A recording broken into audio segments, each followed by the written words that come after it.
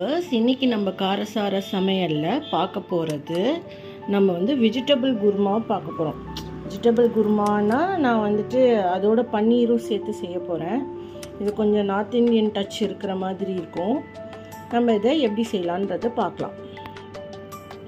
நம்ம அதுக்கு முன்னாடி சின்ன வெங்காயம் எடுத்துக்கிட்டோம், தக்காளி எடுத்துருக்கோம், இது கேஷ்யூவும் பாதாம் எடுத்துருக்கோம், பூண்டு எடுத்துருக்கோம், பச்சை மிளகா எடுத்துருக்கோம், கரம் மசாலா, மிளகாத்தூள், தனியாத்தூள், இஞ்சி பூண்டு விழுது, பச்சை மிளகா, காயெல்லாம் நம்ம அறுத்து தண்ணியில் போட்டு வச்சுருக்கோம்.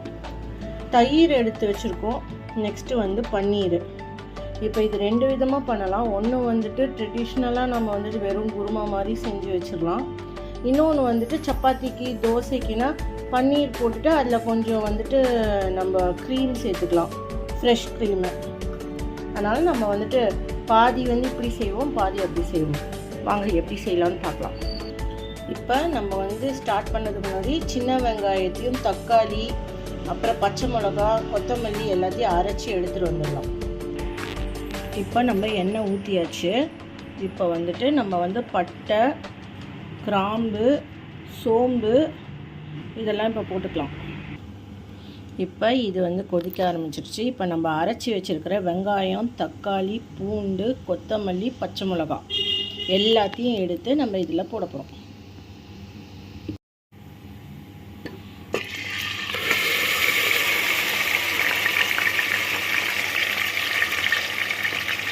இப்போ இது நல்லா வதங்கட்டும்.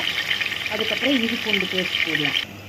இப்போ நம்ம நல்லா கொதித்து வருது. இப்போ நம்ம என்ன செய்யணும்னா இஞ்சி பூண்டு விழுது, மிளகாத்தூள், தனியாத்தூள், கரம் மசாலா எல்லாத்தையும் போட்டுடலாம். நான் சால்ட்டோடு சேர்ந்தே இதை போட்டுட்டேன். இப்போ இது நல்லா கொஞ்சம் எண்ணெய் பிரிஞ்சு வந்தோன்னா நம்ம தயிர் ஊற்றணும். இப்போ நல்லா எண்ணெய் பிரிஞ்சு வருது பாருங்கள். நம்ம இப்போ தயிர் ஊற்றலாம்.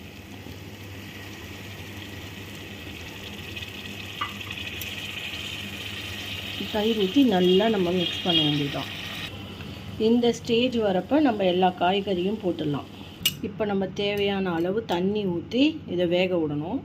இப்போ இதுலேருந்து நமக்கு சப்பாத்திக்கு தோசைக்கு வேணும்னா இதை பாதியாக எடுத்துகிட்டு நம்ம தேங்காயெல்லாம் அரைச்சி ஊற்றாமல் இதை ஒரு சப்ஜி மாதிரி வச்சுட்டு அதில் கஸ்தூரி மீட்டி போட்டுட்டு நீங்கள் சாப்பிட்டிங்கன்னா கூட நல்லாயிருக்கும். பன்னீர் ஃப்ரை பண்ணி போட்டுட்டு சாப்பிட்டா கூட அது நல்லாயிருக்கும்.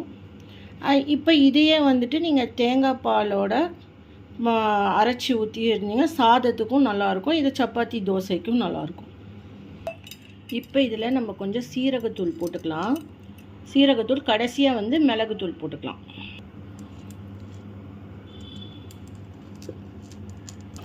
இப்போ பார்த்தீங்கன்னா தெரியும், நான் ரெண்டாக பிரிச்சுட்டேன் இந்த கொதிக்கிற காய்கறியும் இந்த கிரேவியை.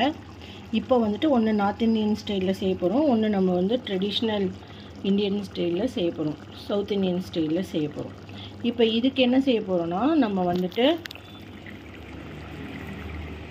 தேங்காய், அப்புறம் கேஷ்யூ, பாதாம், தனியாத்தூள் எல்லாத்தையும் போட்டு அரைக்க போகிறோம். கசகசா போட்டு அரைக்க போகிறோம். இதில் என்ன பண்ண போகிறோன்னா நம்ம மேங்கோ பவுடர் போட்டுட்டு அதுக்கப்புறம் கஸ்தூரி மீட்டி போட போகிறோம். அதுக்கப்புறம் க்ரீம் சேர்க்க போகிறோம். அரைச்ச கேஷ்யூ, முந்திரி, தேங்காய் எல்லாம் ரெடி ஆகிடுச்சு. இப்போ நம்ம நம்மளோட சவுத் இந்தியன் ஸ்டைலில் கலந்துடலாம். நம்ம கேஷ்யூ முந்திரிலாம் இதில் சேர்த்தாச்சு தேங்காவோட.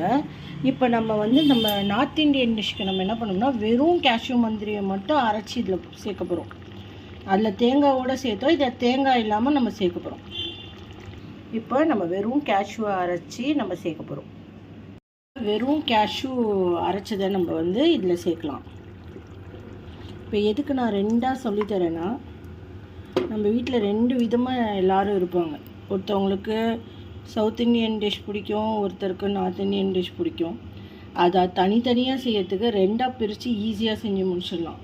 ஈஸி ப்ராசஸ் தான். இதுக்கு கொஞ்சம் தான் சேஞ்ச் ஆகும். அதனால் தான் நான் இதை சொல்கிறேன். சின்ன பசங்களுக்கெலாம் நார்த் இந்தியன் டிஷ் தான் ரொம்ப பிடிக்கும். பன்னீர் பட்டர் மசாலா மாதிரி செய்யணுன்னுவாங்க. அதனால் இந்த மாதிரி நம்ம ஹஸ்பண்டோ அப்பா அம்மாவும் எனக்கு நார்மல் குருமா மாதிரி வச்சு கொடு, எனக்கு இந்த மாதிரிலாம் வேண்டாம் அப்படின்னு சொல்லுவாங்க. அதனால் உங்களுக்கு நார்மல் குருமா மாதிரி வச்சாச்சு. அதுக்காக தான் இது. நம்ம இப்போ இதில் வந்துட்டு ஆம்ச்சூர் பவுடர் மங்காய் பொடி போட்டுடலாம். போட்டு இதை நல்லா மிக்ஸ் பண்ணலாம்.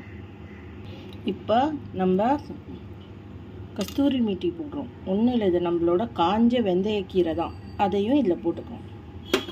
போட்டுட்டு அதுக்கடுத்தது நம்ம என்ன செய்கிறோம், பன்னீரை நல்லா கட் பண்ணி கழுவி வச்சுருக்கோம். நம்ம கடையில் வாங்கின பன்னீர் தான். அந்த பன்னீரை நீங்கள் நார்மலாக அப்படியே போட்டாவே நல்லா சாஃப்டாக இருக்கும். உங்களுக்கு நீங்கள் வறுத்து போடணுன்னு அவசியம் கிடையாது. நான் கட் பண்ணி வச்சுருக்கேன். இது கொஞ்சம் கொதித்தோடனே நம்ம பன்னீர் போட்டு இறக்க வேண்டியது தான். அதுக்கப்புறமா க்ரீம் போடணும். ரொம்ப சூப்பராக ரெடி ஆகிடுச்சு. இப்போ நம்ம நார்த் இண்டியன் ஸ்டைலு இது சப்ஜியும் ரெடி ஆகிட்டுருக்கு. இதில் இப்போ நம்ம கட் பண்ணி வச்ச பன்னீர் போடுறோம். பன்னீர் போட்டு மிக்ஸ் பண்ணணும். அவ்வளோதான். இது நல்லா கொதித்து வந்தோடனே கொஞ்சம் கீயோ இல்லை பட்டர் போட்டு இறக்க போகிறோம். இதில் கொத்தமல்லி போட்டு கொஞ்சம் நெய் ஊற்ற போகிறோம். இப்போது நம்மளோட குருமா ரெடி ஆகிடுச்சு. இதில் இப்போ கொத்தமல்லியை தூவிட்டு இதை சர்வ் பண்ண வச்சிடலாம். இப்போ இது ரெடி ஆகிடுச்சு. இப்போ இது ரெண்டுத்துலேயும் கொஞ்சம் கீ ஊற்றணும். இதில் கொஞ்சம் கீ தெரியுதா? கீ ஊற்றிட்டேன். இப்போ இதில் கொஞ்சம் கீ தட்டோம். இப்போ நம்மளோட நார்த் இண்டியன் டிஷ்ஷும் ரெடி ஆகிடுச்சு, சவுத் இண்டியன் டிஷ்ஷும் ரெடி ஆகிடுச்சு.